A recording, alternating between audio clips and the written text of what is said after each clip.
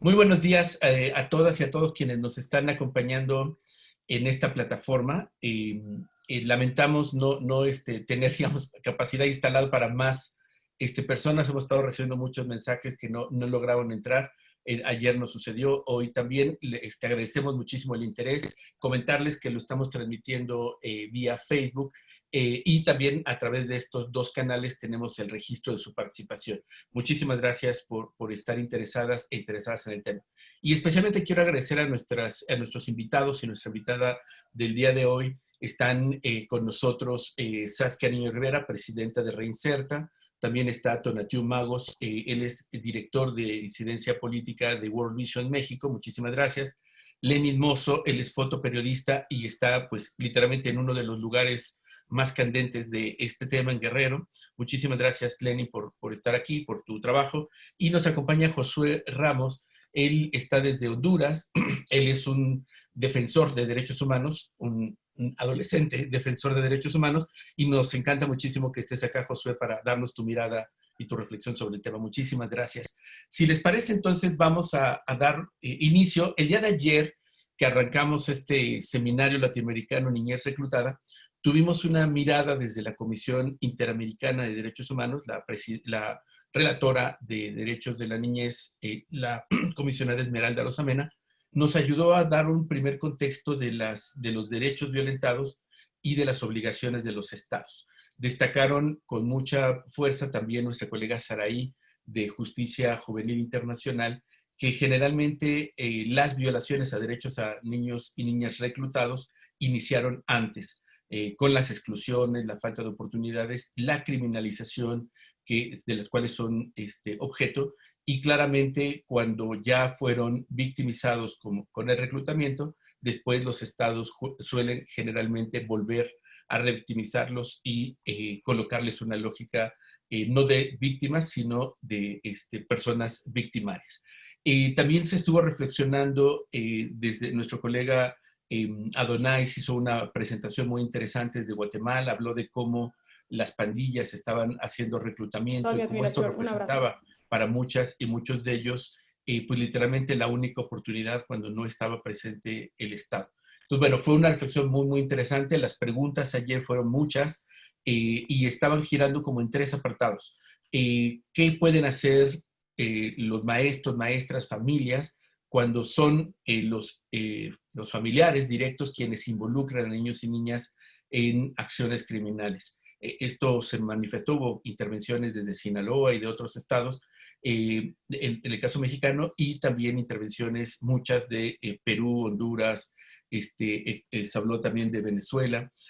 Otro tema donde giraba mucho correspondía en qué se puede hacer. O sea, el Estado está fallando, o los estados en nuestra región están fallando, los grupos criminales están fortaleciéndose, pero ¿qué podemos hacer todas y todos? Y creo que esa sería sin duda una de las grandes interrogantes. Y otro apartado también correspondía a, pues, cómo ha estado haciendo los grupos criminales para aprovechar la pandemia y beneficiarse de niños, niñas y adolescentes. Y esta es la reflexión de hoy. ¿Cómo es que estos grupos criminales en toda América Latina y el Caribe se están beneficiando de niños, niñas y fundamentalmente personas adolescentes? Y bueno, pues en este sentido, nuevamente, gracias por estar acá.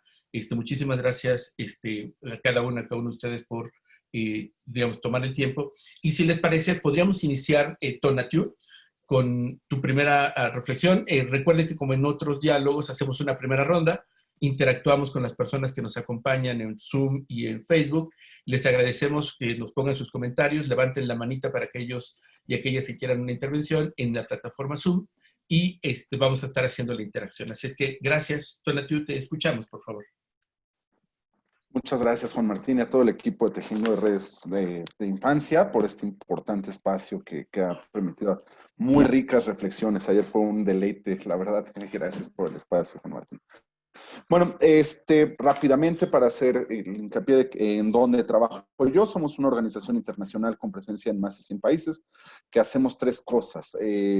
Desplegamos proyectos de desarrollo comunitario en aquellas comunidades donde ubicamos alguna situación de vulnerabilidad hacia la niñez y acompañamos a las comunidades y a las familias y a los gobiernos locales para encontrar la mejor manera de resolver estas problemáticas. Segundo, hacemos incidencia política, ¿no? Por medio de acompañamiento técnico, movilización de personas y públicos en general, pues posicionamos temas de infancia en la agenda. Y por último, tenemos un mandato humanitario. Somos de las organizaciones humanitarias que tenemos la obligación de responder ante todas las crisis. Y bueno, esta en específico nos atañe mucho, puesto que este es un fenómeno social de gran escala que lleva a una gran cantidad de niñas, niños y adolescentes a ver interrumpido el libre acceso de sus derechos y sobre todo, pues, a poner en gran peligro su vida, ¿no? Entonces, ante estas situaciones, ya sean humanas, meteorológicas, estamos obligados a intervenir, ¿no? Y para eso estamos muy, muy contentos de estar aquí compartiendo y pues estar iniciando la deliberación de esta. Tenemos un mandato de atender a la niñez, ¿no? Y en este mandato, hace 5 años que tuvimos un ajuste estratégico, determinamos que era necesario hacer un enfoque en aquella niñez que estuviera sufriendo más vulneraciones, ¿no? Más vulneraciones desde lo estructural, pero también en situaciones específicas como lo es esta, ¿no? Entonces, por eso hemos armado algunos equipos de trabajo, algunas comunidades de aprendizaje y sobre todo muchas alianzas para atenderlo. Bueno, entrando ya en materia, de quién se beneficia o cómo es que se benefician los grupos criminales del crimen organizado o los grupos armados en el reclutamiento forzado a niñas, niños. Una pregunta muy compleja. Entendemos el reclutamiento forzado como una lógica de explotación de la niñez y de las peores formas, ¿no? Obviamente hay un interés económico grande. Ayer se hablaba muy ciertamente, además de la mano de obra que sí significan estas personas menores de 18 años que están siendo reclutadas en estos grupos y están efectuando de manera ya sea involuntaria o voluntaria o por medio de una coerción, ya sea manipulación, entre otras, pues están efectuando labores propios de la cadena de valor que vaya de este grupo armado, ¿no? Que sabemos que tristemente en este país está terriblemente diversificado. No es únicamente el trasiego y venta de narcóticos, también estamos hablando de presencia hemos visto robo de combustibles, ¿no? La participación también muy activa de personas menores de 18 años en esta conducta contraria a la legalidad y bueno, secuestro, entre muchas otras, ¿no? Entonces tenemos por un lado el interés económico del quehacer de estas personas en estas actividades y también conservar poder político, ¿no? Que esto es muy importante. Presencia, todos recordamos hace unas semanas, tristemente, el atentado del secretario de Seguridad Ciudadana de la Ciudad de México, que es un operativo muy llamativo en las calles de esta ciudad, en una de las zonas más controladas, y muchos de los especialistas mencionan que no se llevó a cabo con éxito este operativo porque las personas que lo ejecutaron, los autores materiales, no tenían las preparaciones requeridas para efectuarlo, ¿no? No conocían el manejo de las armas tan sofisticadas que tenían, no conocían ciertas técnicas y esto permitió pues, que la Secretaría que el secretario siguiera con vida, y esto nos llama también a otra necesidad que tienen los grupos criminales y grupos armados, ¿no? Que es la incorporación y profesionalización cada vez más compleja y más contraria a todas las convenciones de derechos humanos, más explotación y más terribles, si podríamos llamarlo, de estos niños para llevar a una profesionalización y efectuar sus... Debemos entender que esto tiene un carácter sistémico, ¿no? Es un problema complejísimo y aquí en nuestro contexto latinoamericano le agrega una complejidad mayor, que es que no estamos en un conflicto armado convencional, ¿no? Bajo los estándares de las organizaciones de las Naciones Unidas, no es un conflicto armado reconocido.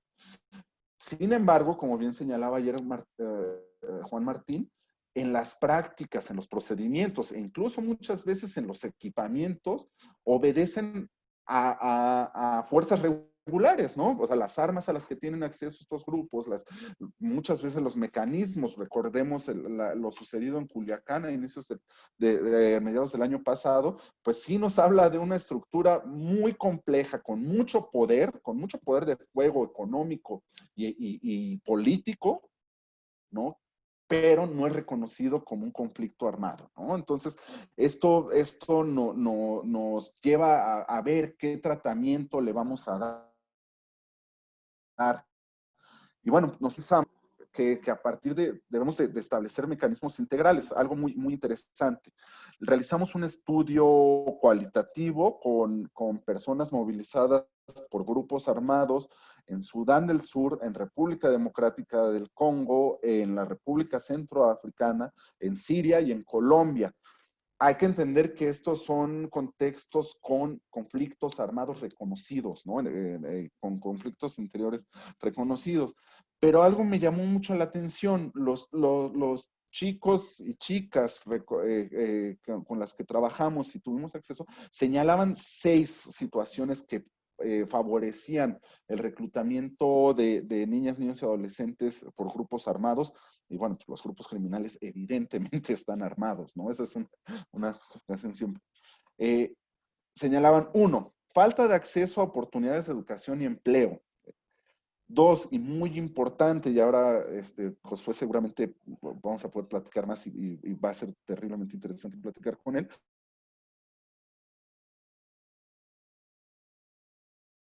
Sentimiento de pertenencia, jóvenes y niñas también se van adhiriendo a estos grupos organizados de crimen y de violencia por sentimientos de pertenencia, ¿no? Poco acceso a necesidades básicas o condiciones de pobreza. Problemas al interior de la familia, también manifiestan tener ahí relaciones quebrantadas. Algo muy interesante que también platicábamos, la violencia en este país, la violencia en nuestros contextos, va más allá que la violencia armada ligada a grupos criminales. O sea, tenemos unas lógicas violentas en nuestro quehacer diario que fomentan esta situación. Hace 10 minutos, aquí por su casa, en la colonia Anzures, 2 tipos estaban agarrando a golpes por un conato de accidente en tráfico.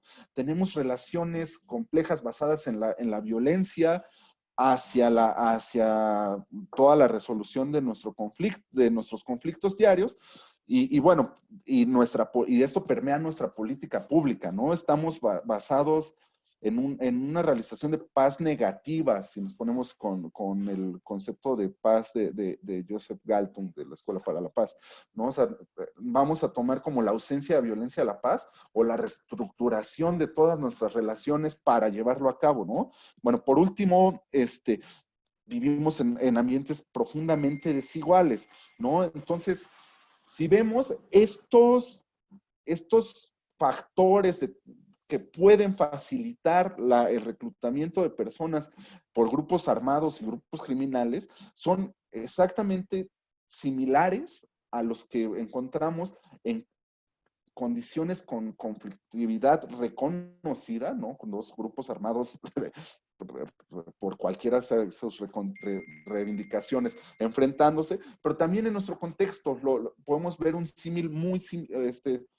bastante parecido que nos permitiría entonces pues inferir cómo vamos a hacer el tratamiento. Desde nuestro entendimiento tendríamos que empezar a desplegar políticas públicas con miras de estados con todo el enfoque de paz positiva. ¿Cómo vamos a reconfigurar estas relaciones fisuradas por la violencia? ¿Cómo vamos a reconfigurar las maneras en las que nos damos a entender?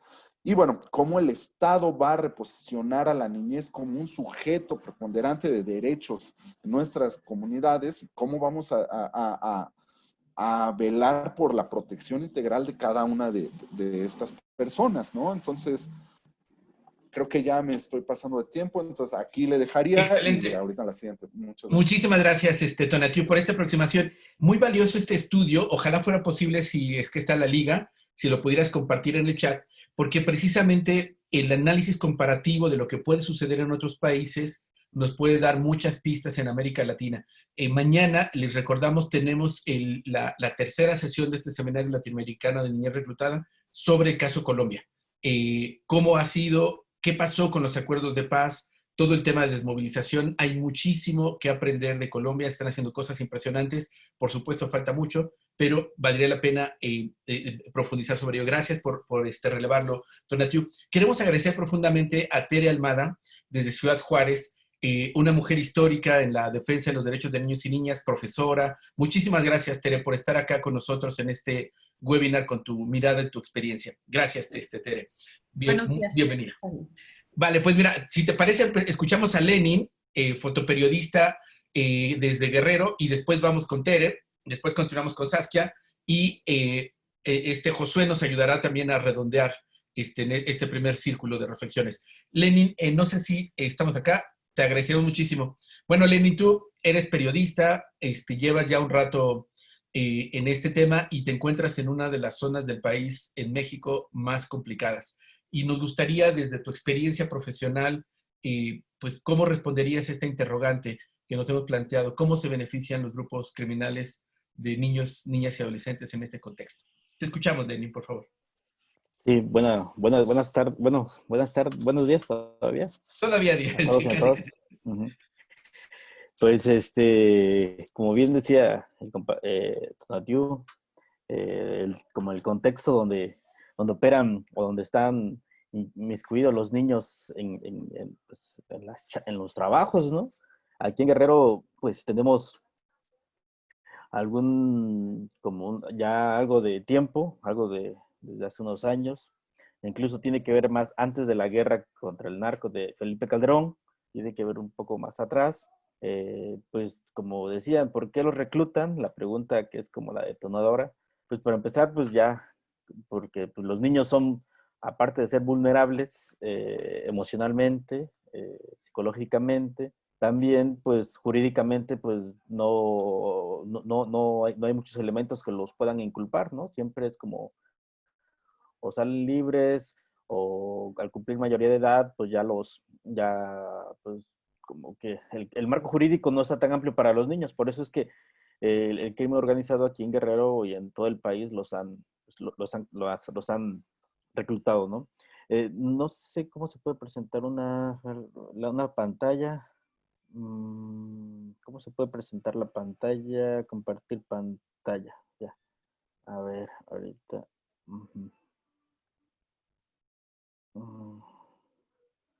A ver, vamos. ¿Sí me escucha? Bueno. Te escuchamos, sí. En la parte inferior tienes una opción de color verde que dice compartir pantalla. Sí, ya.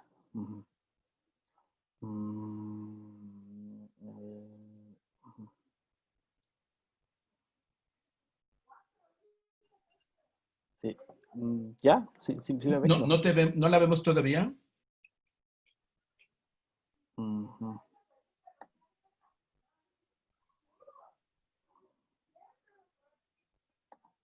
Me dice que no se puede compartir. Christopher, Vero, si nos ayudan, en lo que Lenin puede... Ya, Ya Creo está. que Ah, ya. perfecto. Bueno, Ujú. muy bien, sí, ya se empieza a ver algo. Sí, ajá. Entonces, digamos, este es el contexto donde nos encontramos. Este es Guerrero, como es como uno de los mapas, no es tan, digamos que no está como al 100%, pero es un mapa que ilustra más o menos las zonas del crimen organizado en Guerrero, ¿no? Las zonas, pues hay más de 18 grupos identificados, la mayoría se desprenden de cárteles grandotes, ¿no? Sobre todo los Beltrán Leiva, y pues ya tenemos todo Guerrero lleno de grupos de crimen organizado.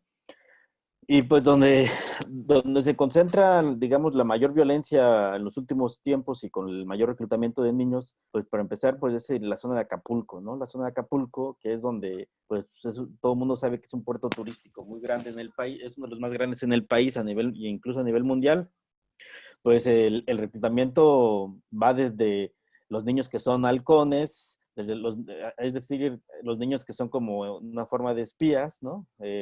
Niños que lo utilizan para narcomenudistas o menudistas de superfacientes, de drogas, de todo esto, pues son niños y niños, al final también tenemos como niños sicarios, ¿no? Ha habido varias experiencias en el país de estos niños jóvenes de entre 12, 13, 14 años, como bien decía Tony, provienen de familias, algunas con algunas familias de violencia y otras son herencia ya, ¿no? Son de tradición. Algunos profesores en Acapulco, en la ciudad de Acapulco, pero en el Acapulco, digamos, en la periferia, que no sea la playa. Y en las escuelas nos cuentan que a veces los niños, sus estudiantes que entre 9 8 10 años, los amenazan. Profe, si usted me reprueba, le voy a decir a mi papá que lo mate, ¿no? Así literal le dice. Y hay otros casos donde también el profesor manda a pedir al niño, al papá que regrese, que venga a la escuela porque el niño se porta mal y el papá llega, sobre todo el padre de familia, llega y llega pues en su plan de sicario, con su pistola acá atravesada, y casi, a ver, profe, ¿de qué quiere hablar, no? Ya con su arma. Entonces, estos niños, pues, la mayoría de los niños que sus papás se dedican a esto y que en su casa son visibles, casi es una escuela, literalmente, la familia, ¿no? Hay varios casos ya documentados de este tipo, de estos que estoy comentando, ¿no? Sobre todo en el puerto de Acapulco, que es donde se da como más la violencia, ¿no?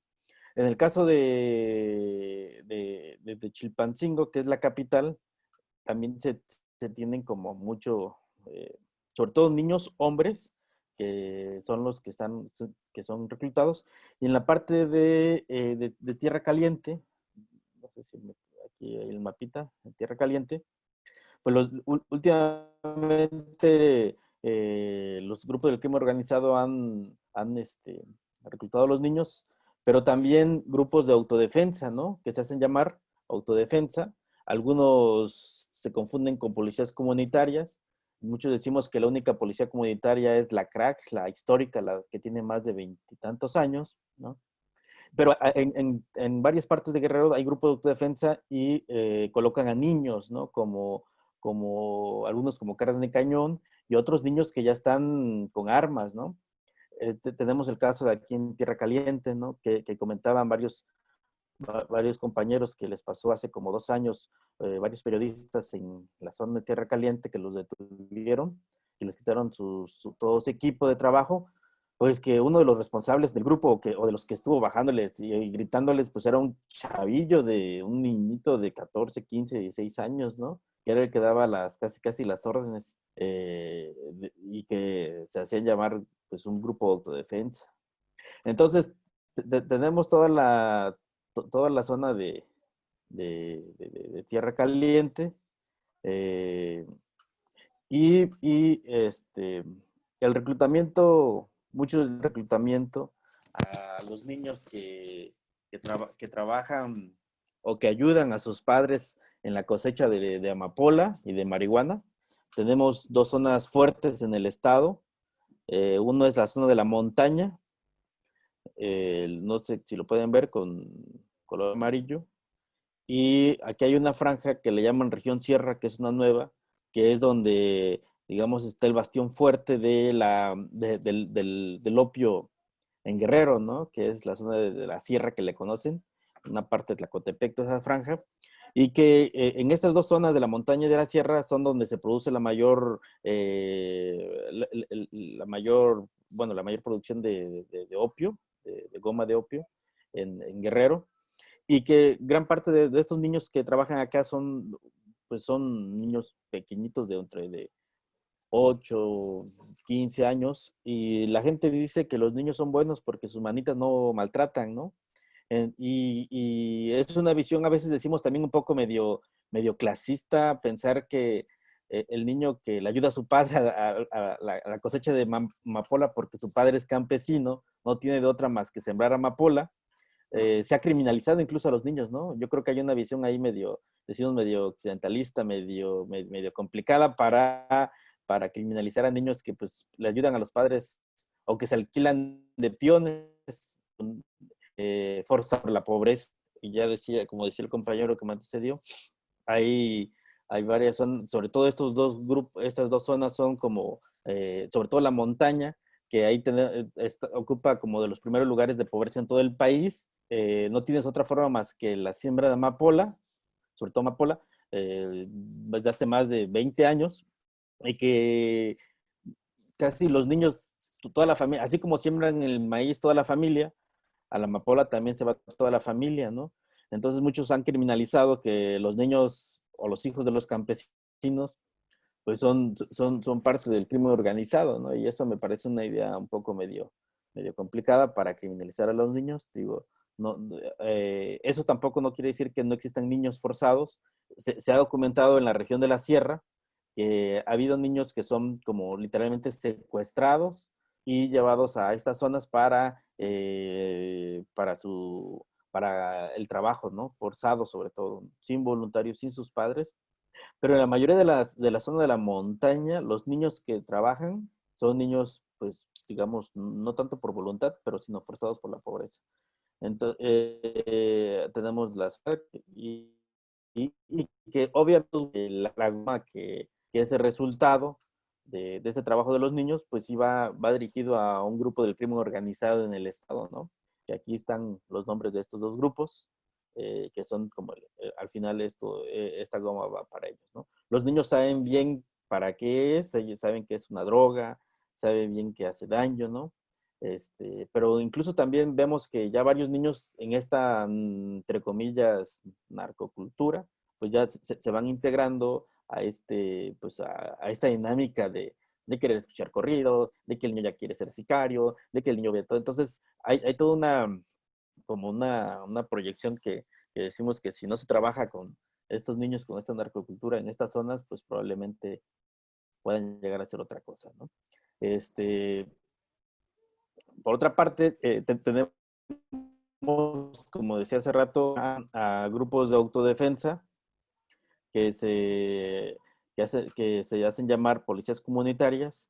En la zona de Chilapa, que es acá por el centro, hace como un año aproximadamente, eh, que empezó, hace 2 años que empezó la disputa por una zona de camino, donde la llamada policía comunitaria de pueblos fundadores le han asesinado a varios integrantes del crimen organizado que opera en esa zona, que son como grupos locales, y que a principios de este año fue muy famosa imágenes donde los niños con sus escopetas y sus armas, que eran niños policías comunitarios, ¿no? Muchos medios en todo el país y a nivel internacional se empezaron a llamar niños sicarios, niños del narco, ¿no? E incluso el mismo presidente de la República pues los criminalizó llamándoles niños, no recuerdo, que eran parte del crimen organizado, ¿no? Cuando la ignorancia de esa zona o de la mayoría de la gente que que vino a hacer trabajo sobre esa zona, los criminalizó, llamándoles niños sicarios, niños del narco, niños reclutados por el crimen organizado, cuando realmente lo que estaban haciendo los padres y los niños era estar formando generaciones de policías comunitarios para defender al pueblo, porque los padres saben bien que los van a asesinar, algunos.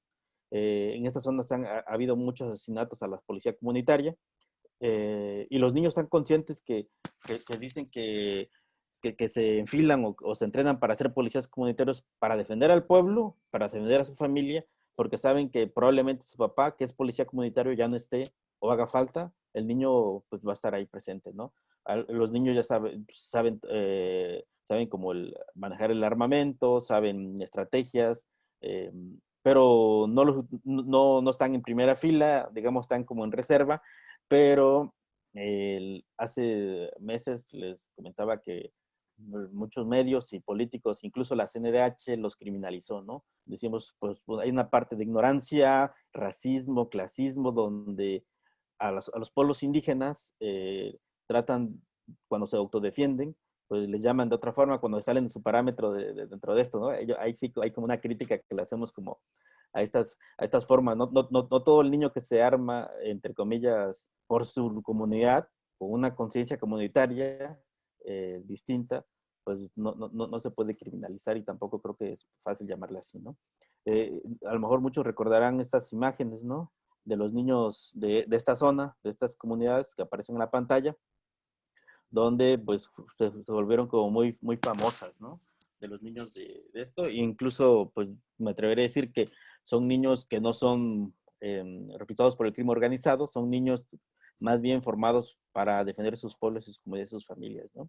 Ahí sí creo que hay como no comparto.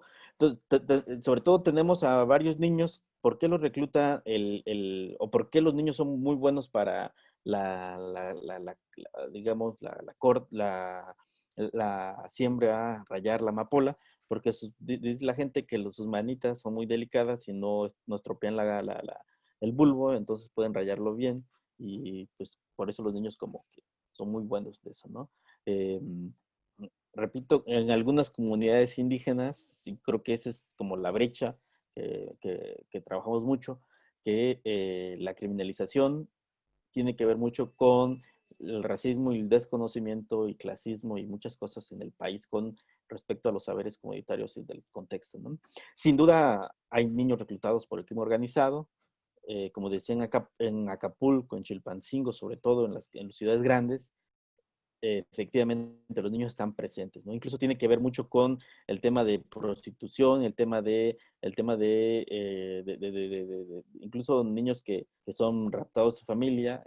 Hay varios niños jovencitos, de edades de 14 a 15 años, que han sido desaparecidos y que las familias sí, pues han estado como en búsqueda. Y pues, pues más, no sé si tengo todavía un poquito Sí, de... muchísimas gracias, Lenin, digamos, como este reflejo de lo que está sucediendo allá y desde tu trabajo como periodista. Hay varios elementos que me gustaría, digamos, como recuperar de lo que has planteado en perspectiva de lo que pasa en la región. Hay una condición de desprotección, claramente hay una lógica de exclusiones, de pobreza.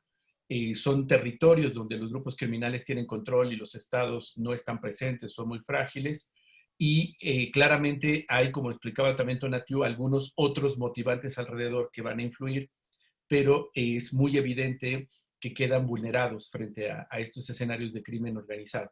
Muchísimas gracias, Lenny, por esta expresión tan detallada. Y vamos a escuchar a Tere.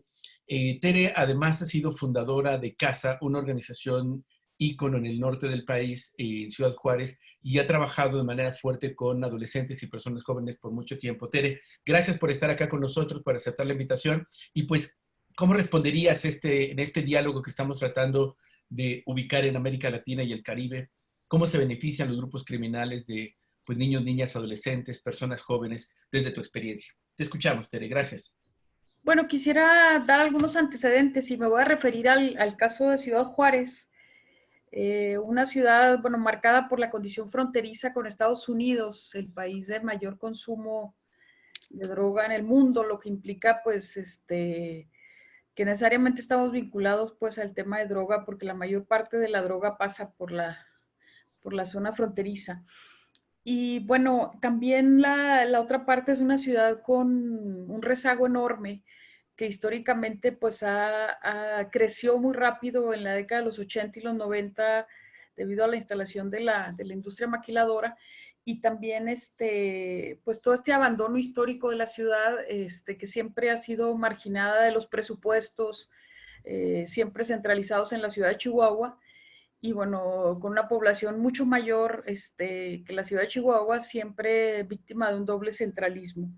Esto provocó un abandono histórico de la infancia y juventud que creció pues entre la pobreza, el abandono y la violencia, desde prácticamente todas las últimas encuestas nacionales de adicciones, porcentualmente se ha ubicado a Juárez siempre como la ciudad con mayor consumo de drogas.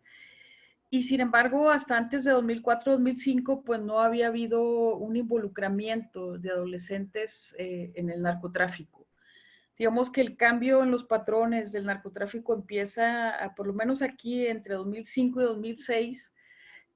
Anterior a eso, digamos, los distribuidores de droga eran adultos, la mayor tarea era realizada por adultos.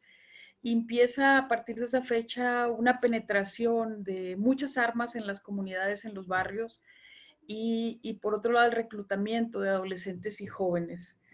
Esto pues va a llevar a todo este enfrentamiento que tuvimos en la ciudad de 2008 a 2012, que provocó una gran cantidad de asesinatos y que nos colocó pues en la tasa más alta del mundo por cada 100,000 de homicidios por cada 100,000 habitantes.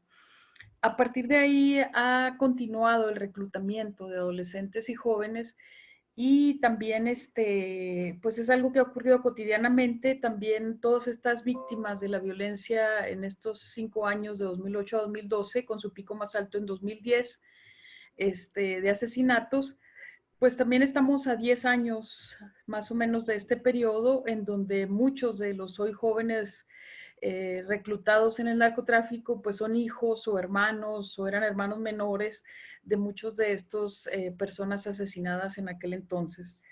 Estamos también frente a una condición de precarización extrema de las nuevas generaciones, muchas de las cuales pues han crecido en medio de estos procesos de socialización violenta, de normalización de la violencia, y en ese sentido, con una tasa muy alta, siempre que Ciudad Juárez se ha mantenido como con el nivel más alto a nivel nacional de deserción escolar en la población de 12 a 14 años, frente a un sistema educativo incapaz de reconocer pues la condición de muchos de estos adolescentes, el que la droga existe en la mayoría de las familias y en ese sentido pues no logran cumplir los estándares normalizados, digamos, de la escuela y bueno, quedan excluidos a muy temprana edad de la educación. Alrededor del 30% entre 12 y 14 años en la ciudad está fuera del sistema educativo. Y bueno, también en ese sentido, en los últimos años, en los últimos 2 o 3 años, vino un proceso de diversificación con todo el fenómeno migratorio de las ramas, digamos, del crimen organizado y bueno, se incluyó mucho a adolescentes en el tráfico de personas, en todas estas caravanas y todo este proceso migratorio muy intenso. Fueron reclutados muchos de los menores para el tráfico de personas, porque finalmente en el caso de los Estados Unidos, muchos de ellos son deportados, o esto que se ha llamado los niños de circuito, en realidad no son detenidos allá, entonces, sino que son deportados y bueno, finalmente es una ventaja para el crimen, ¿no? Otra cuestión es como pues toda la gran cantidad de tareas que han ido asumiendo desde halcones, para el tráfico, en sicariato incluso. Y bueno, pues obviamente ya no quiero andar mucho en esto porque ya el compañero que me precedió hablaba pues de todas estas ventajas legales de utilizar menores. Y bueno, creo que también es algo muy preocupante en el sentido de que hay un recrudecimiento ahora a partir de la emergencia generada por el COVID, porque quedan muchos espacios vacíos que el narcotráfico, especialmente y el crimen en general, están aprovechando.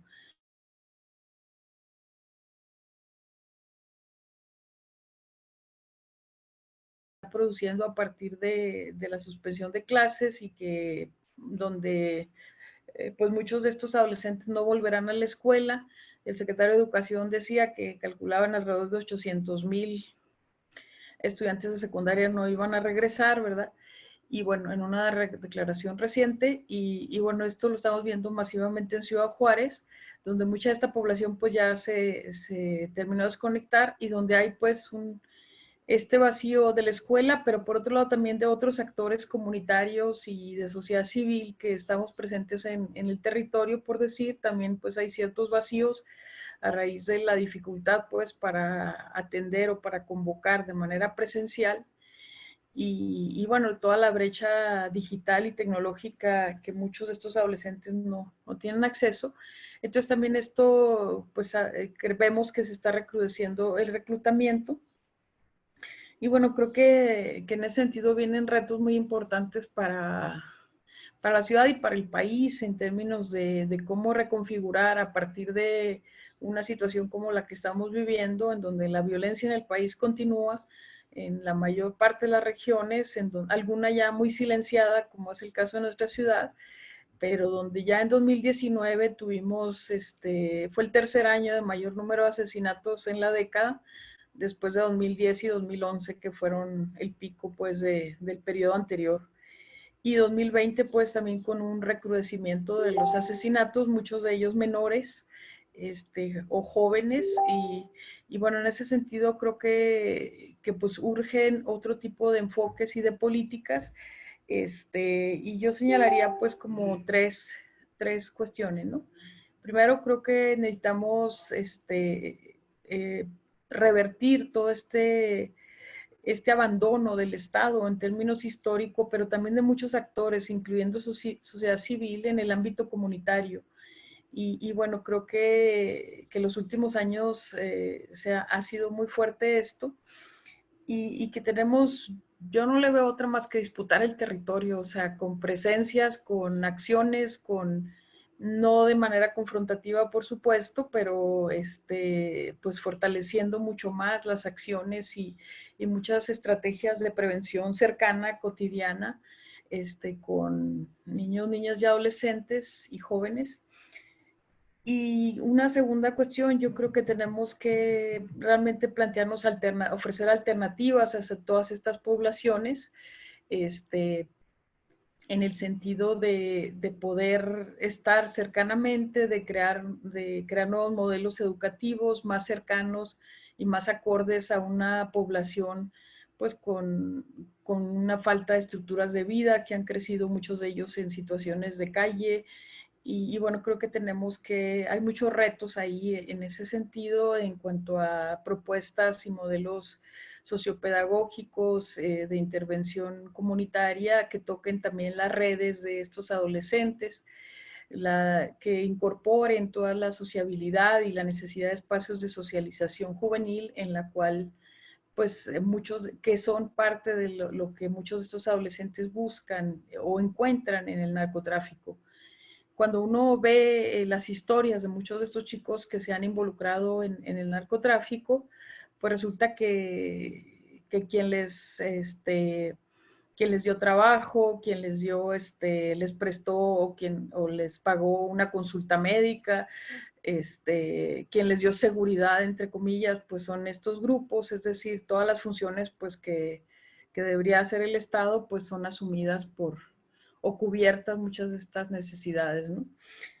Y bueno, en ese sentido, pues nosotros estamos empujando, Casa tenemos un programa que se llama Va de Nuez, que es para adolescentes de este tipo, es un programa de alrededor de 20, 25 horas a la semana donde ellos participan, pero estamos intentando, que incluye una parte educativa, pero también muchos otros componentes pues de construcción de vínculos, de construcción de sentido junto con ellos y de actividades de otro tipo, artísticas y comunitarias. Y bueno, también pues creo que en ese sentido estamos ahorita empujando con la Secretaría de Educación y de Deporte del Estado de Chihuahua, la creación de un piloto donde este programa pudiera escalarse y pudiera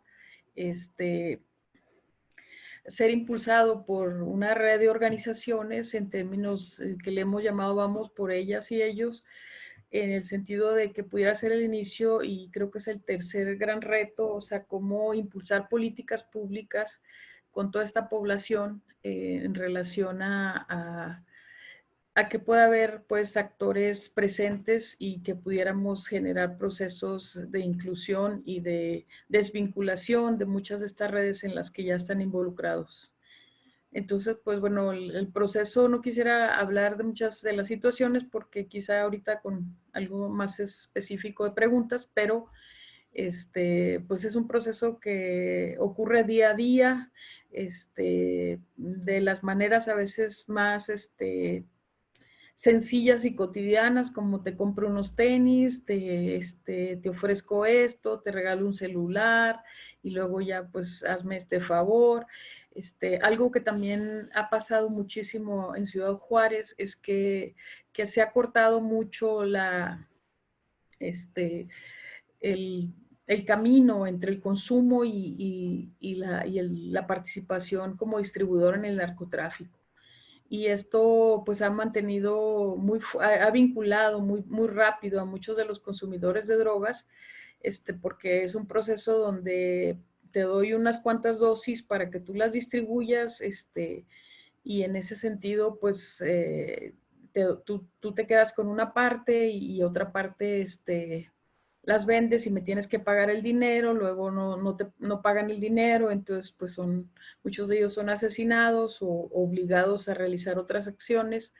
Entonces creo que esta lógica, en la ciudad hay una disputa muy fuerte entre los cárteles por el tema del cristal, por la comercialización del cristal y la división que se había hecho de la ciudad en términos territoriales, que fue lo que permitió bajar los homicidios después de 2012, digamos 5 años de relativa calma, pues ya se rompieron todos estos pactos, ¿verdad?, que el Estado mismo había hecho con ellos, y entonces ahora hay una disputa de unos por introducir el cristal en la otra mitad que no controlan de la ciudad y los otros por impedir que esto pase. Entonces, hoy, por ejemplo, ser consumidor de cristal, que puede ser un chico de 14, 15 años, pues ya te pone en la mira de ser víctima de asesinato porque, pues, ¿quién te lo vendió? Seguramente tienes vínculos con el cártel que distribuye el cristal. Entonces, creo que la condición hoy del reclutamiento, pues, es muy crítica y que tenemos que empujar, pues, otro nivel de acciones y propuestas. Yo hasta aquí dejaría mi participación. Gracias.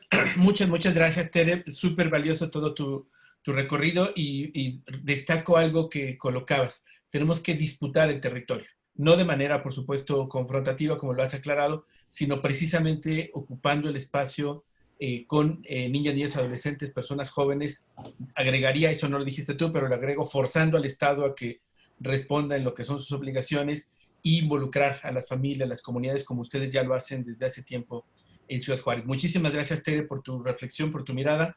Y vamos a escuchar a Saskia Niño Rivera. Ella es presidenta de Reinserta, una organización que ya hace tiempo literalmente le llegó a sus puertas este tema y han estado pues buscando respuestas alternativas y han estado investigando. Saskia, te escuchamos. ¿Cómo responderías a este diálogo que tenemos ahora en este seminario latinoamericano de Niñez Reclutada? Gracias, Juan Martín, por poner este tema tan importante sobre la mesa y agradezco los comentarios tan puntuales y tan interesantes de mis colegas y de mis compañeros panelistas. Desde Reinserta, como bien lo dices, Juan Martín, nosotros hemos trabajado y literalmente nos ha llegado a nuestra puerta esta problemática, más que nada después de la nueva ley de adolescentes en conflicto con la ley, y una de los trabajos que hemos hecho y donde nos hemos visto más complicados con este tema es en el modelo de reinserción.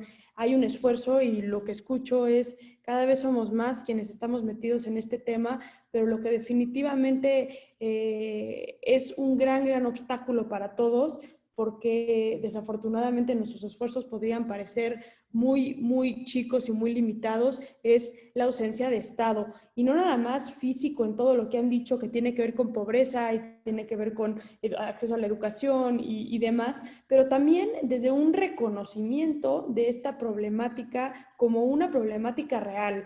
La delincuencia organizada, los grupos delictivos que conocemos que hoy operan son grupos delictivos muy distintos a los que operaban en los 70s, en los 80s, incluso en los 90s, donde habían unos códigos mucho más específicos respecto al uso de los menores de edad, así como de las mujeres, pero en este caso de los menores de edad en esta problemática. Nosotros trabajamos con estos niños.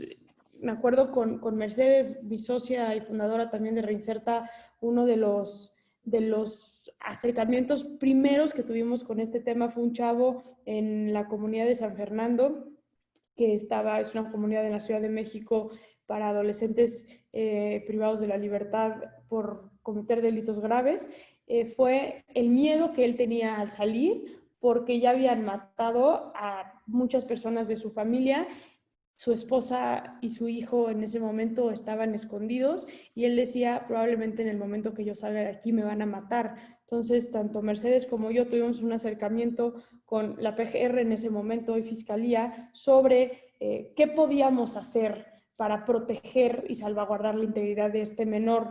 Y la respuesta de la Fiscalía en ese momento fue pues un poco lavarse las manos y decirnos: lo que ustedes puedan hacer por ese menor es bien, es agradecido, es bien recibido, pero realmente no hay nada que nosotros podamos hacer. Entonces creo que esto ha traído un problema muy grande en cuanto a que si el Estado no reconoce y entendemos que este esfuerzo es un esfuerzo transversal de muchas aristas, no lo vamos a poder lograr. Nosotros hemos estado trabajando un modelo de reinserción para jóvenes con delitos graves, y la delincuencia organizada es algo que se nos ha venido encima, y el uso de estos menores. ¿Qué hemos visto, Juan Martín, con estos jóvenes con los que trabajamos directamente cuando están privados de la libertad y cuando salen? Es que al ser personas en desarrollo son sujetos dóciles y que siguen órdenes sin cuestionar. Creo que esto es un área de oportunidad muy grande para la delincuencia organizada.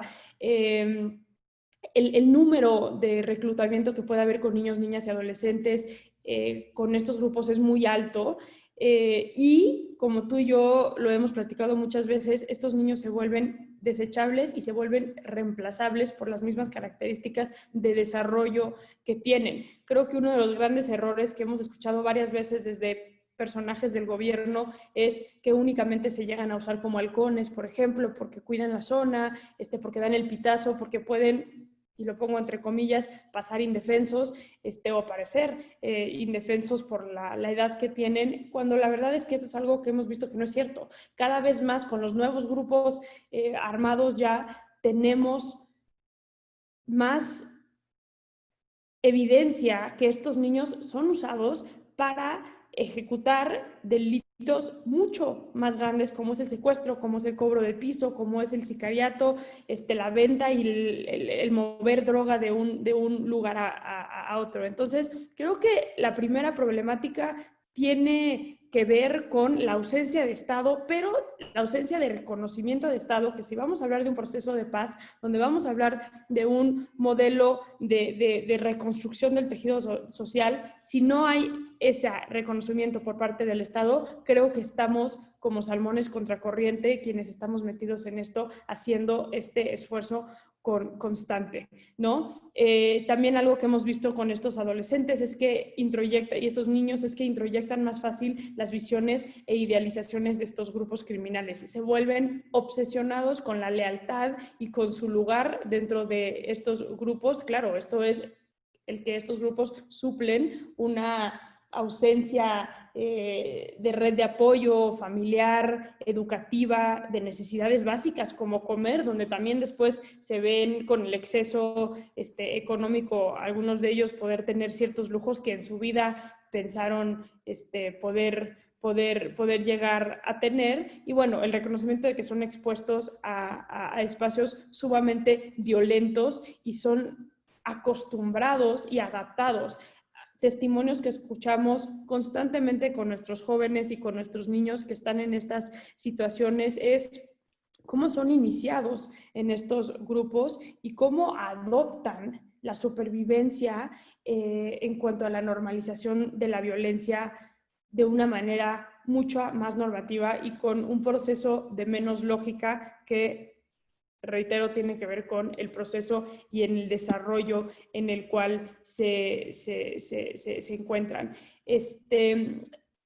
Algo que desde Reinserta nos preocupa y nos preocupa mucho, Juan Martín, es esta ausencia del reconocimiento del Estado. También tiene que ver, y la sensación que tenemos desde Reinserta es que entre más vulnerable está el niño y en situación de más vulnerabilidad está el niño, más olvido hay por el Estado. Un poco como este sentimiento de si ya están enfilados en grupos o en acciones delictivas, si ya cometieron un delito, si ya están en esas, son población completamente desechable, que la verdad no vale la pena que hagamos los esfuerzos por ellos. Y lo que no se está reconociendo es que esto es un área tremenda de oportunidad para los grupos delictivos, porque también cuando llegan estos jóvenes a las comunidades de tratamiento, cuando sí son arrestados y cuando sí son puestos a disposición de las autoridades y son privados de su libertad para cumplir una medida por algún delito grave, también hay una ausencia ahí. Nosotros hicimos un estudio desde Reinserta sobre la victimización en adolescentes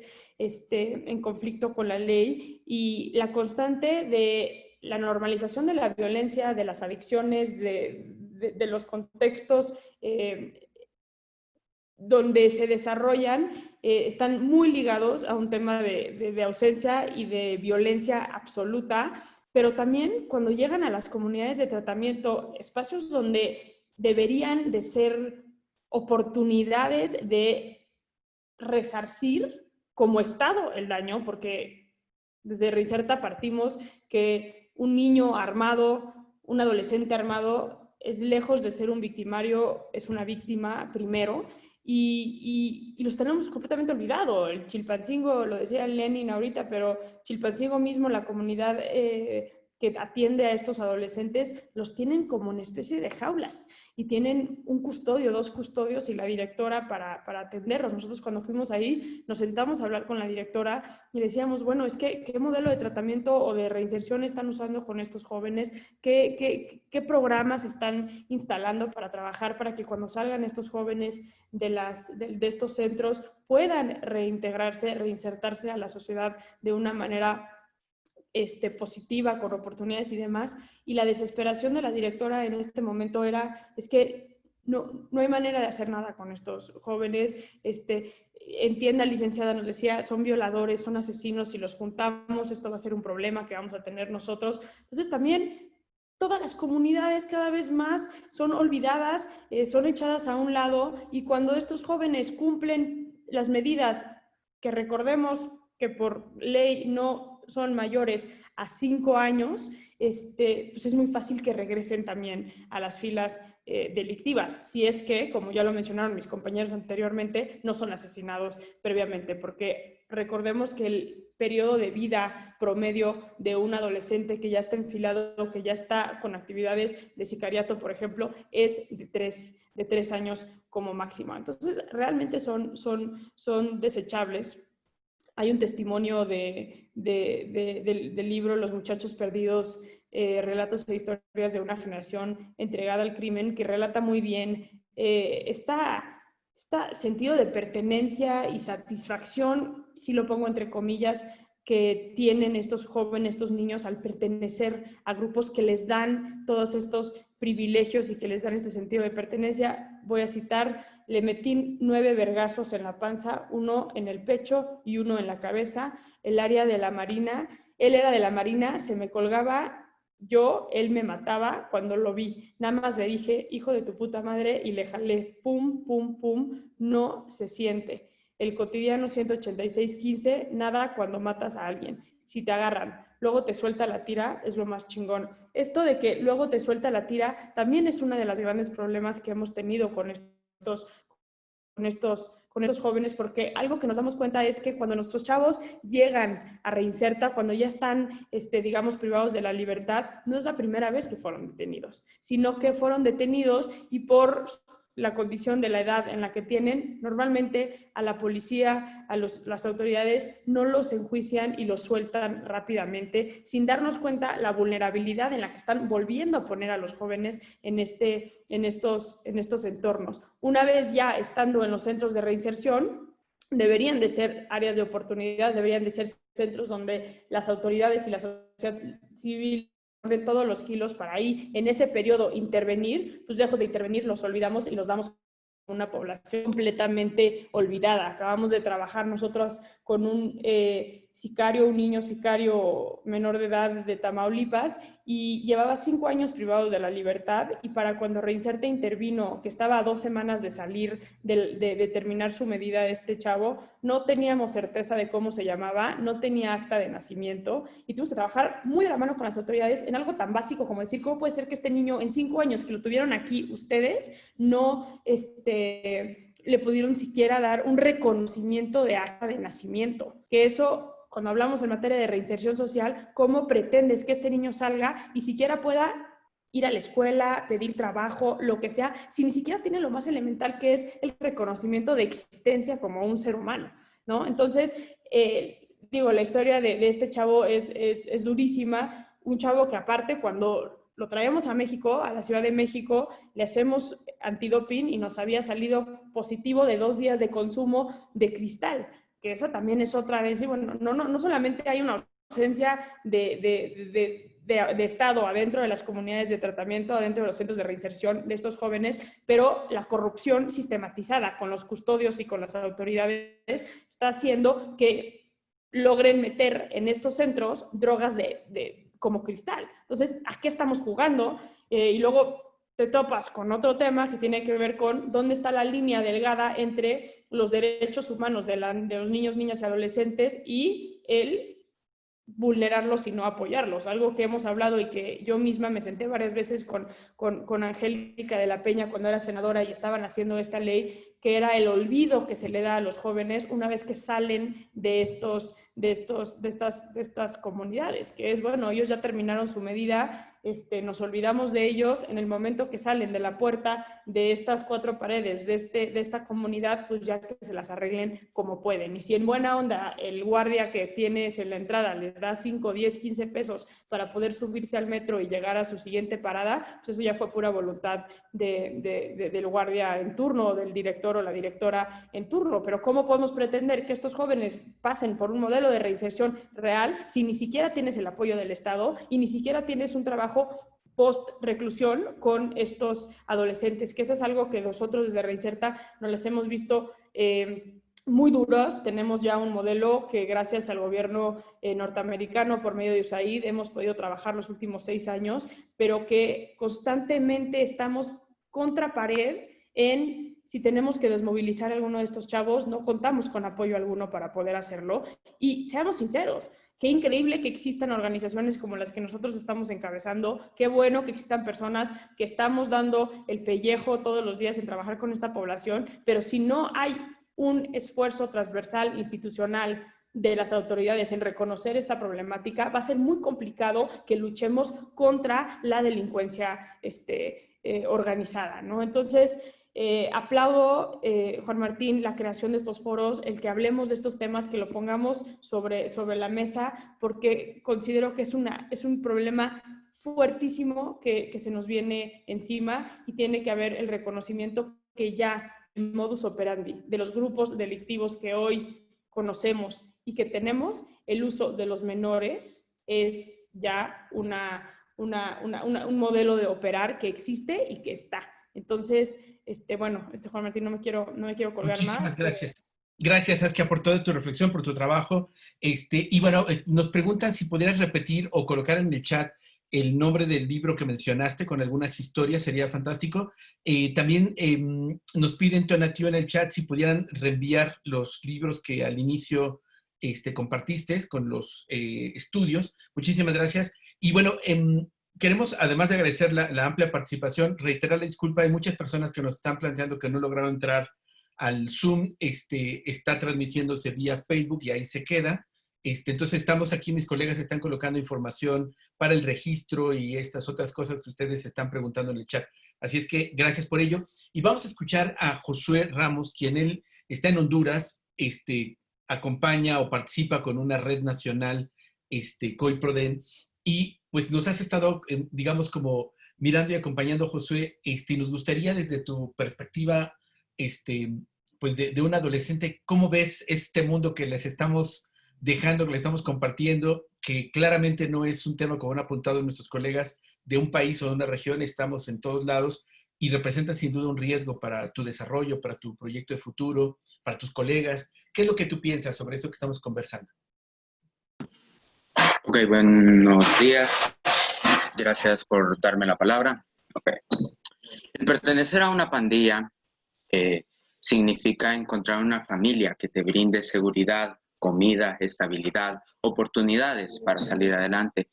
Fue la respuesta de uno de los jóvenes al cual se le preguntó por qué razón pertenecía a un grupo antisocial. El escuchar esto, quizá para muchos resulta un poco desconcertante, preocupante y hasta cierto punto inexplicable. Sin embargo, es la dura realidad en la que vive nuestro país y muchos más países. Existe una serie de causas que desencadenan el hecho de pertenecer a una pandilla. Las podemos definir como ser la ausencia de oportunidades de empleo, de educación, de seguridad y el poco crecimiento económico. Entonces, aquí vengo y les pregunto, ¿qué futuro puede tener un adolescente pobre que vive en una zona marginal, rural, que sufre abusos y que no ha recibido ningún tipo de educación? No todos, claro está, pero la mayoría de los pandilleros cumplen con este perfil: adolescentes de hogares pobres, zonas marginales, abusados, maltratados, etc. La ausencia de oportunidades laborales, la precariedad laboral, las altas tasas de desempleo y el alto costo de vida son factores que influyen directamente en los adolescentes, ya que ante la ausencia de oportunidades laborales, los y las jóvenes se enfrentan a dos escenarios posibles. El primero es emigrar de forma irregular a otro país y el segundo sería ser seducido u obligado a integrar una pandilla. Asimismo, a nivel educativo, podemos decir que los y las niñas y adolescentes se enfrentan a un sistema público deficiente, que en los últimos años ha sido fortalecido con programas de apoyo familiares, pero la verdad sigue caracterizándose por la educación de baja calidad, los pocos recursos humanos y los pocos recursos materiales. Y también la presencia fuerte en las escuelas de las pandillas. Es más, muchas escuelas en Honduras, los pandilleros se matriculan en las escuelas para amenazar a los profesores y al personal, robar y así captar nuevos miembros para ellos. Muchas veces las pandillas controlan todo lo que pasa en algunas escuelas. Pocos niños, la verdad, tienen oportunidades reales de superarse en estos entornos y con estas carencias. No solo se enfrentan a un sistema educativo deficiente, también sufren el acoso de dichas pandillas tanto dentro como fuera de la institución. Un estudio realizado refleja que si hay un factor fundamental a considerar como una de las causas más importantes y decisivas para que un niño esté a punto de convertirse en adolescente y en adulto, se convierte en un pandillero y que se vuelva extremadamente violento siendo un criminal, ese factor tan importante es la familia. La familia, como todos saben, juega un papel bastante importante al momento de fomentar tanto valores morales como valores éticos. Por ende, la desintegración familiar afecta en gran medida el buen desenvolvimiento de los niños, niñas y adolescentes en ámbitos tanto sociales como culturales. Honduras, tristemente, es un país directamente afectado por diversos factores que provocan una convulsión social. Más despacio. La falta de oportunidades de empleo, la extrema pobreza, la migración, la desintegración familiar, la criminalidad, se han convertido, por así decirlo, en el talón de Aquiles de las familias hondureñas, afectando de forma directa a los niños, niñas y adolescentes. El hecho de pertenecer a una pandilla es un acto voluntario o forzado, se preguntarán algunos. Pues lastimosamente en nuestro país se dan ambos escenarios. Muchos jóvenes se introducen en grupos antisociales de forma voluntaria. Nadie ejerce presión o inflige amenazas sobre ellos para que puedan pertenecer a estos grupos. Sin embargo, son forzados por las circunstancias que los rodean, que son las mismas causas anteriormente mencionadas. De igual forma, se plantea el otro escenario, el forzar a niños y jóvenes a pertenecer a grupos antisociales, mejor conocido como el reclutamiento. De acuerdo a un informe del Comisionado Nacional de los Derechos Humanos, el CONADE, el reclutamiento de menores de edad por parte de pandillas es un factor creciente que impulsa el desplazamiento forzado en Honduras. El crimen organizado encuentra especialmente en la niñez y la juventud la fuente de suministro de recursos humanos para incrementar las pilas de sus integrantes o reemplazar las bajas de sus miembros activos, ya sea por razones de muerte o privación de la libertad. Por lo general, las personas reclutadas por las maras o pandillas o el crimen organizado son utilizadas tanto como vigías, más conocidas como banderas, distribuidores de droga, cobradores de cuota, de extorsión, o en el peor caso, el sicariato, como antes se había estado tocando. Pero en realidad, y la pregunta más importante es cómo realmente se beneficia el crimen organizado de la niñez. El hecho de involucrar a jóvenes y niños en los grupos antisociales resulta en cierta parte beneficiosa para la organización criminal, ya que resultan ser más dóciles, aprender más rápido y representan una fachada ante los entes de seguridad, debido a que difícilmente un agente policial identificaría a un menor como un potencial sospechoso tras un hecho delictivo. El hecho de la disminución de la edad punible es otro de los aspectos que genera un beneficio, por así decirlo, para estos grupos delictivos, ya que un niño de 8, 10 años puede cometer una serie de delitos y sin embargo no será arrestado ni procesado, porque según la normativa penal no cometen un delito un menor de 11 años.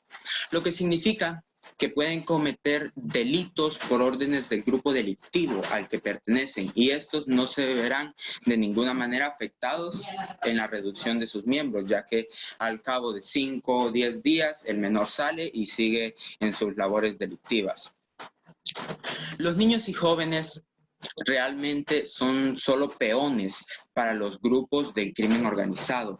Les asignan las tareas más peligrosas, como ser la venta de drogas, el sicariato, el cobro de la extorsión, como antes había mencionado, porque en realidad a nadie le importa si la policía los arresta o si mueren realizando estos actos delictivos. La verdad no son indispensables para la organización, por lo tanto los niños se vuelven frágiles y constantemente están expuestos a perder la vida. Está claro que los niños y jóvenes son el futuro de una nación. Sin duda alguna, los niños y jóvenes representan esta nueva generación que podría cambiar la situación o el destino de un país. Sin embargo, mientras el crimen organizado los esté utilizando, la sociedad prácticamente los está perdiendo y con ello se desvanece toda esperanza de un cambio verdadero en el país. Honduras, tristemente, es una nación golpeada por diversos aspectos. Uno de ellos, y el más fuerte, es el crimen organizado, que arrebata vidas y esperanzas, inflige tanto temor y causa rabia, y que hasta hoy lamentablemente no hemos podido detener.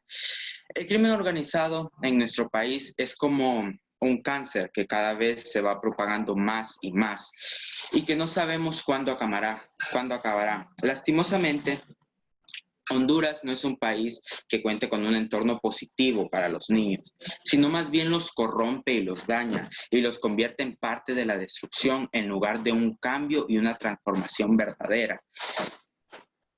Sin embargo, toda esta situación desalentadora puede ser distinta. El gobierno podría generar espacios para que los niños, jóvenes, se desenvuelvan en diversos ámbitos, generando espacios de aprendizaje, permitir que todo niño en Honduras tenga acceso a una educación de calidad, pueda tener trabajos, sus padres puedan tener trabajos dignos para mantenerlos, que podamos transformar una Honduras sumida en la desgracia.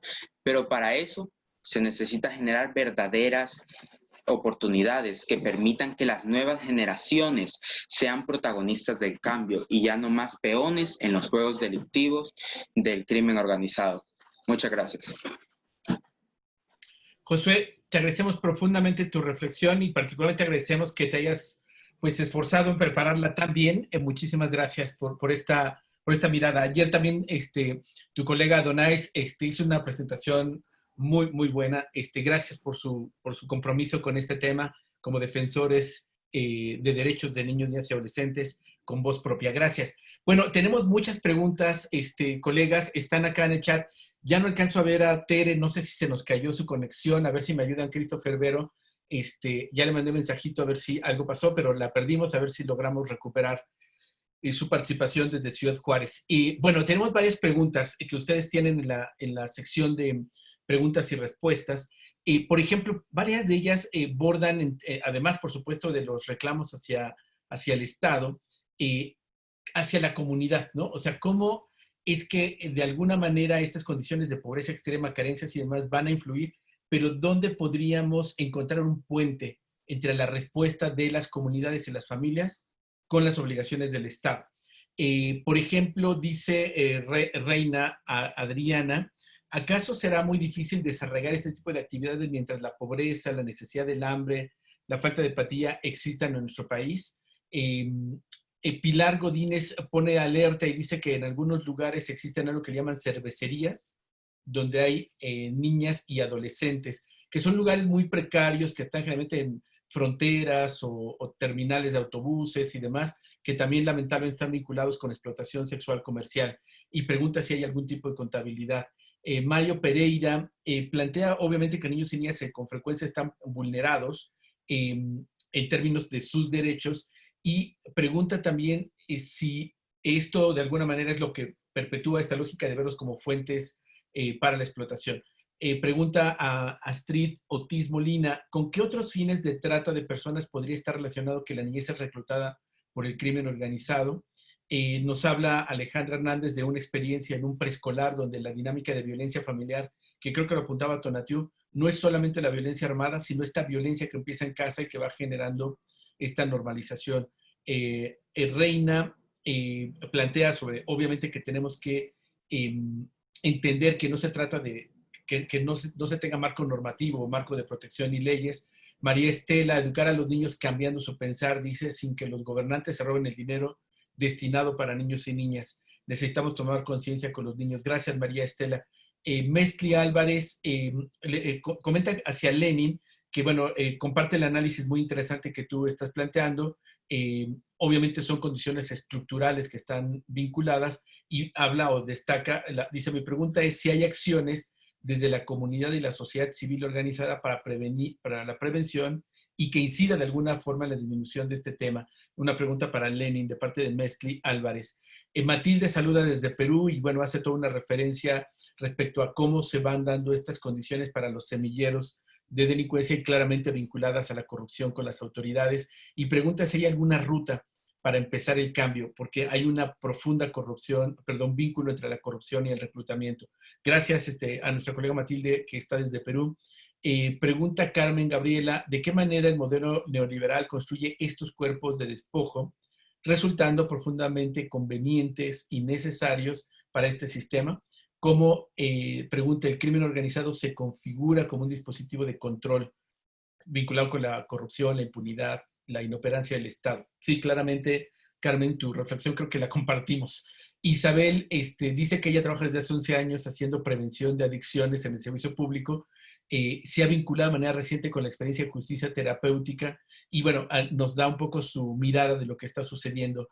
Bueno, hay muchísimas intervenciones, hay saludos también de nuestros colegas de Qualico. Mañana estarán la coalición, una red muy, muy buena y comprometida en Colombia. Gracias, por acá están uno de nuestros colegas.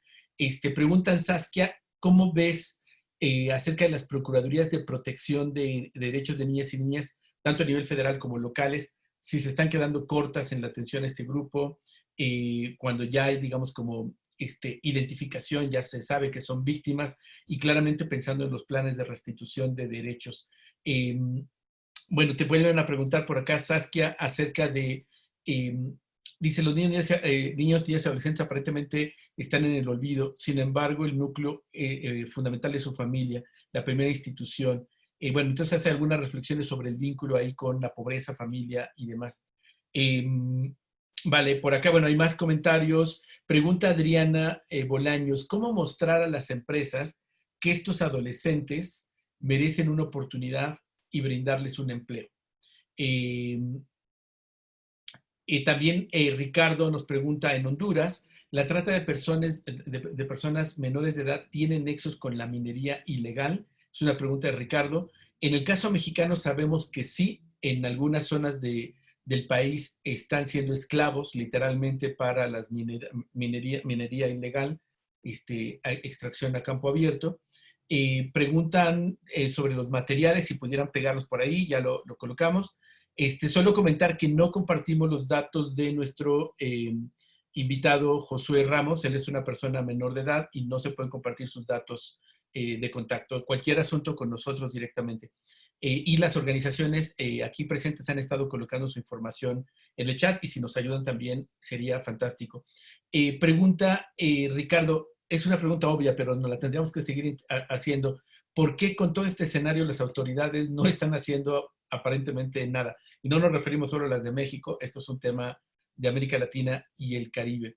María de los Ángeles, ¿qué se necesita para que las políticas de los cerezos cambien, los centros de reclusión para personas adultas, y el gobierno federal destine recursos económicos para la capacitación del personal y tengan personal especializado que acompañe a las personas privadas de libertad? Ninosca, saludos desde Honduras, gracias por este importante tema.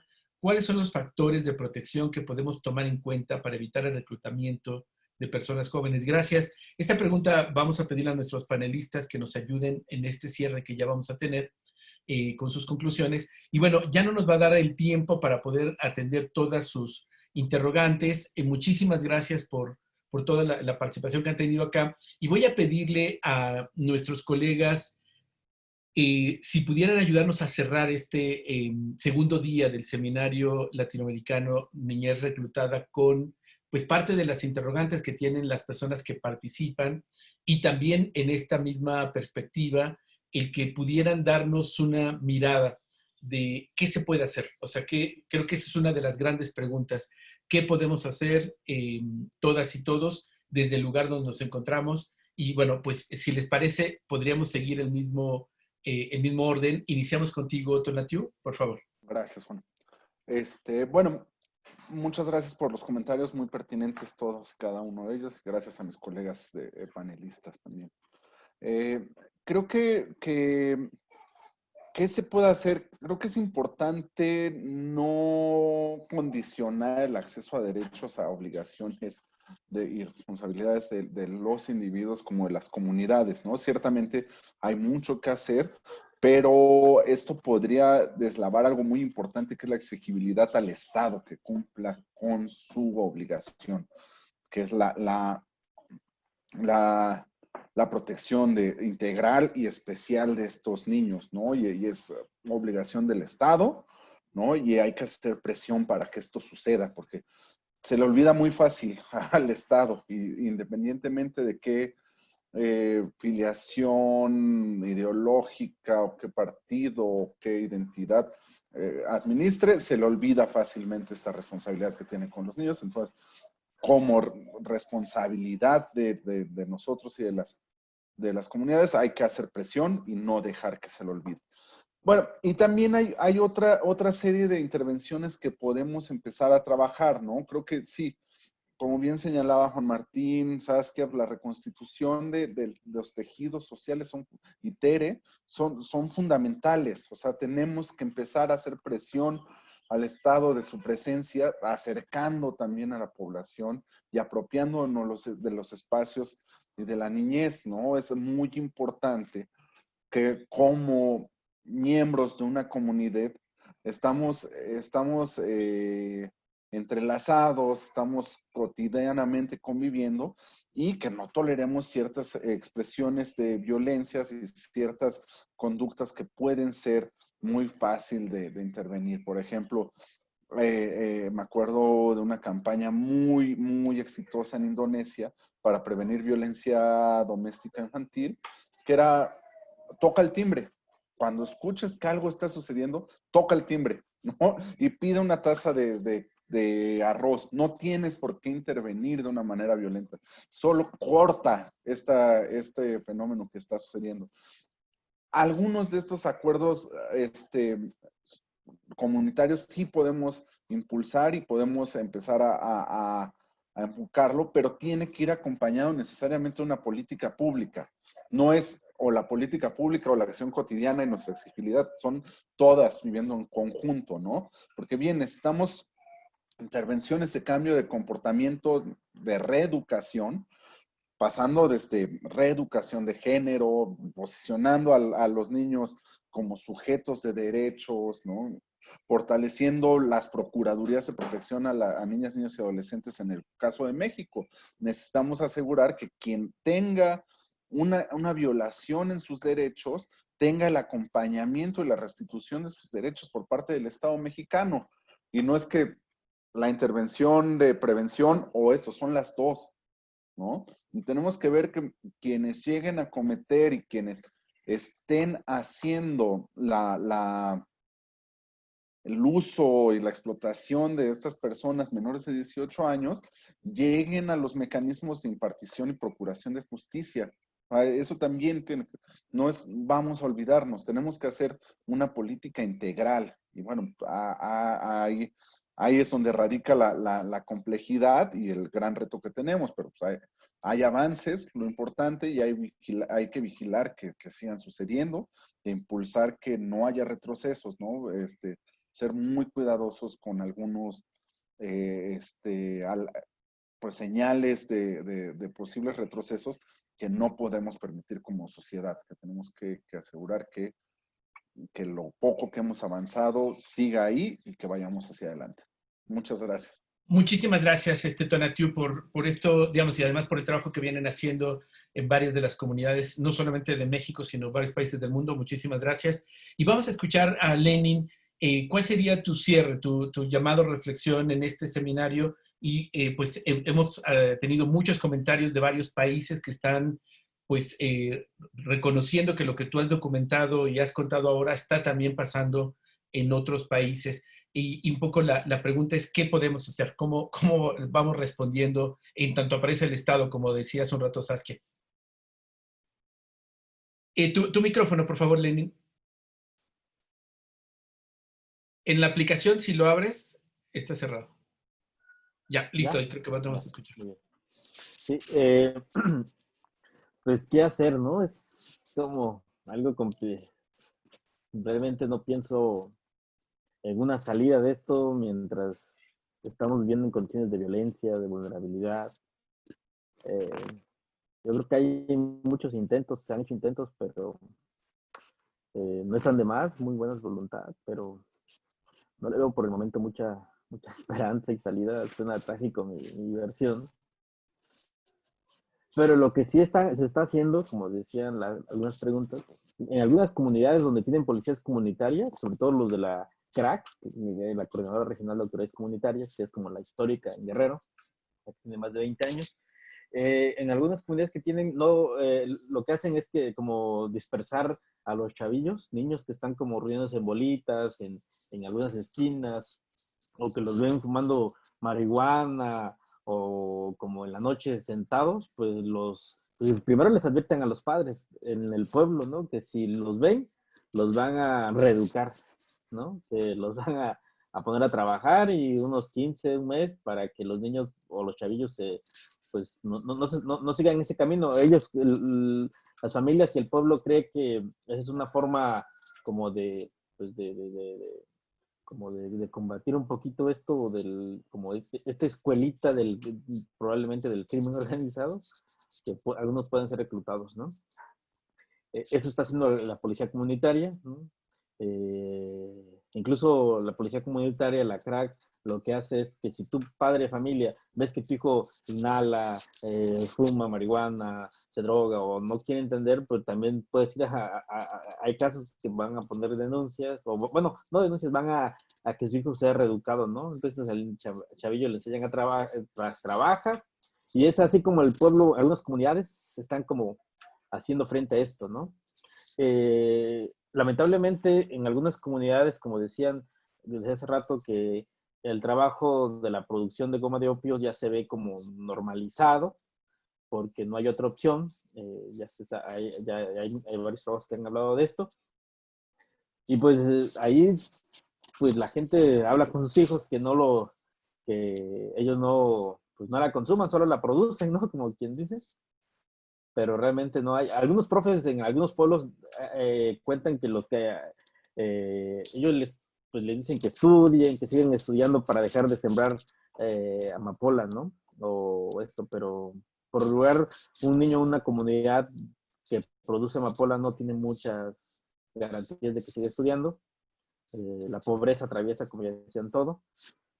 Y en algunas comunidades, pues, es complicado. O sea, más allá de la reinserción de los niños, que dudo mucho en algunos contextos, aquí en algunas zonas de Guerrero, pues los niños son forzados o te metes o te matan, ¿no? O sea, muchos chavillos se los llevan y si no quieren, pues los matan en sus comunidades ahí mismo, ¿no? O sea, entonces tenemos una broncota enorme.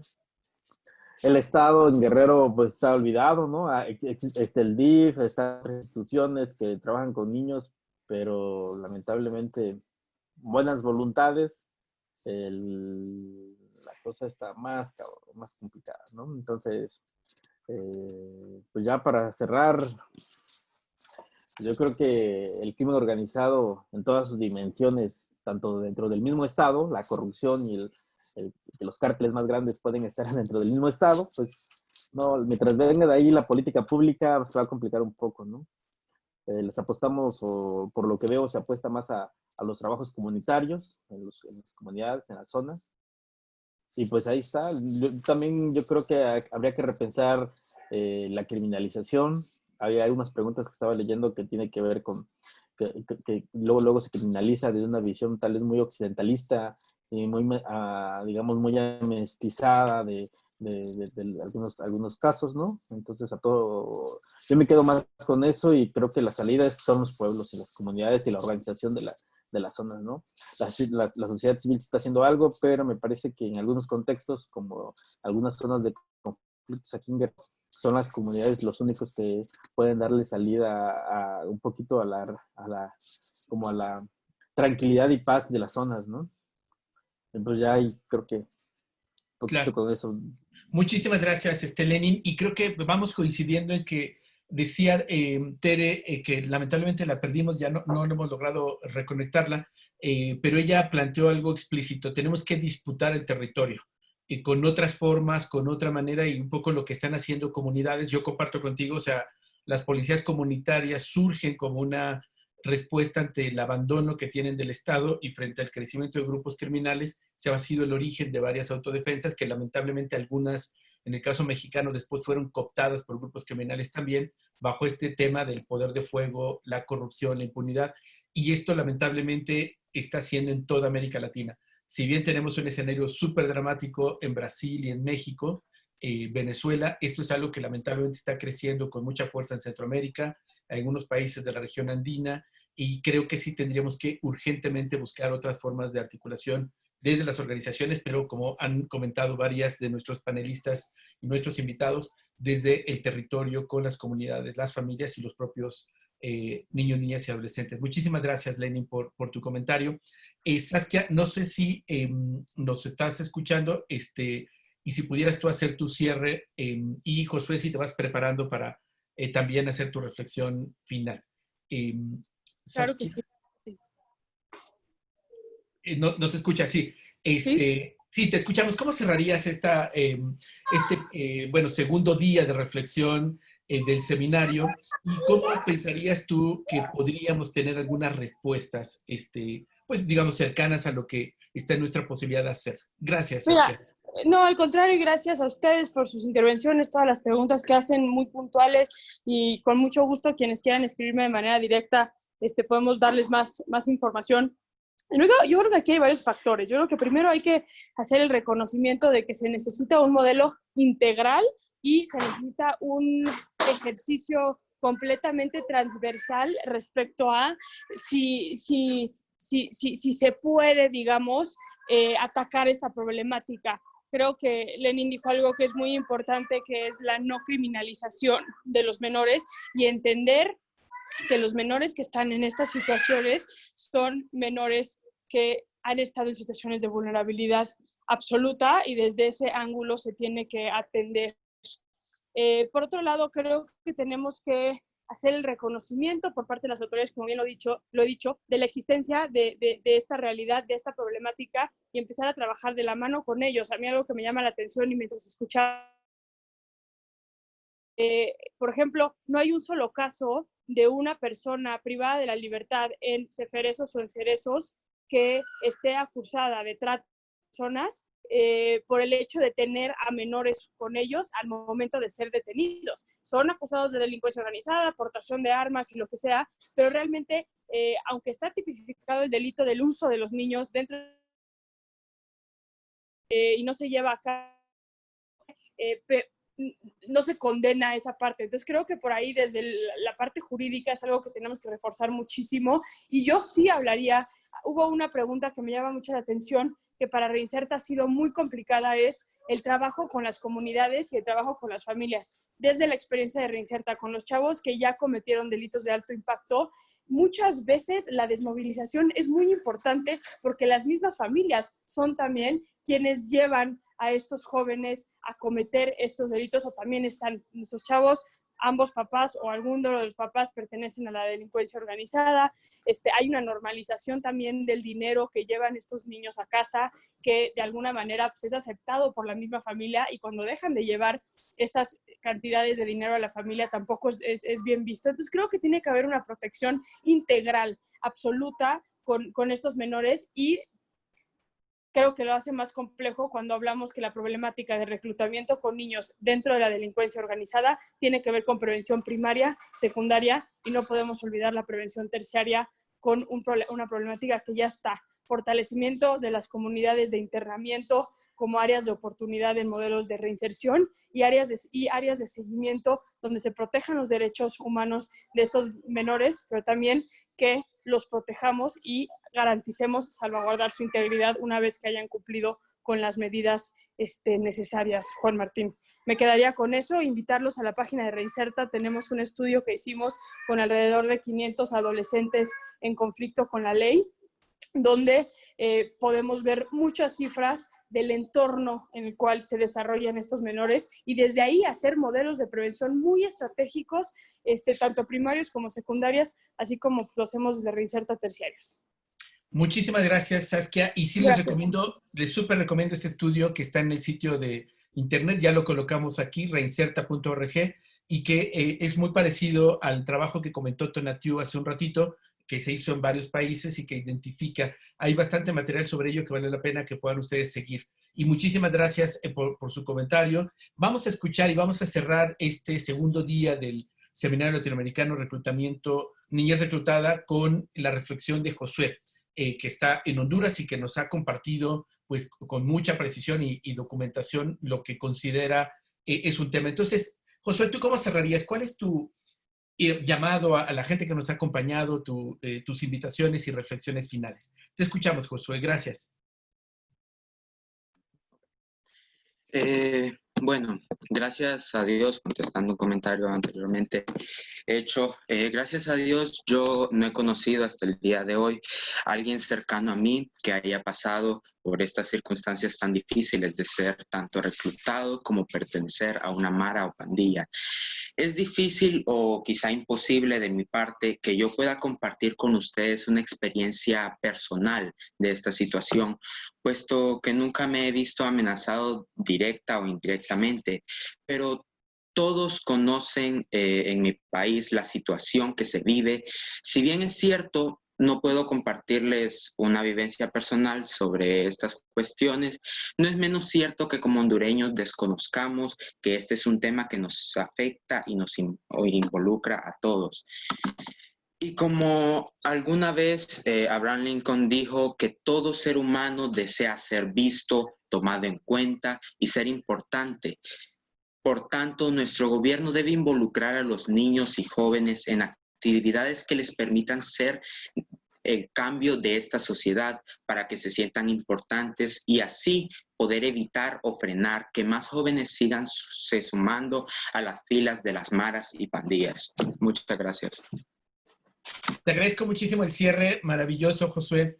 La frase es que claramente necesitamos ser reconocidos como personas importantes para nuestra familia, para nuestra comunidad, para nuestras autoridades. Muchísimas, muchísimas gracias por ello. Y bueno, agradecer profundamente a Saskia, Tonatiuh, Lenin, por estas reflexiones, a nuestra... Al contrario, gracias a ustedes, Juan Martín. No logramos reconectar. Y bueno, pues les invitamos mañana al tercer día del Seminario Latinoamericano, Niñez Reclutada, con la experiencia colombiana. Como saben ustedes, llevan 60 años en una guerra interna, acuerdos de paz que están frágiles, programas muy valiosos de desvinculación, observatorios sobre niñez reclutada y de verdad mucho que podemos aprender. Y este seminario lo estamos organizando con la Alianza para la Niñez Colombiana, con Coalico, esta red tan importante en Colombia que articula la respuesta desde sociedad civil y el monitoreo del Estado sobre programas de desvinculación y cómo prevenir. Así es que va a estar muy, muy interesante. Muchísimas gracias. Y bueno, nada más un comentario administrativo. Las personas que han estado en estas sesiones, la plataforma Zoom, cuando ustedes se registraron, reconoce su participación y en qué momento entraron y estas cosas que ustedes saben que el mundo digital ahora nos facilita. Para quienes lo están siguiendo a través de la plataforma Facebook, nuestros colegas han colocado una liga. Ahí se colocará nuevamente para que ustedes puedan registrarse y tener la constancia virtual. Nuevamente, muchísimas gracias. Y bueno, Christopher, Verónica, gracias porque están atrás, no los vemos. Y bueno, si quieren ya poner la cortinilla de cierre. Muchísimas gracias. Y nos gracias, hasta luego. Gracias. Un gusto.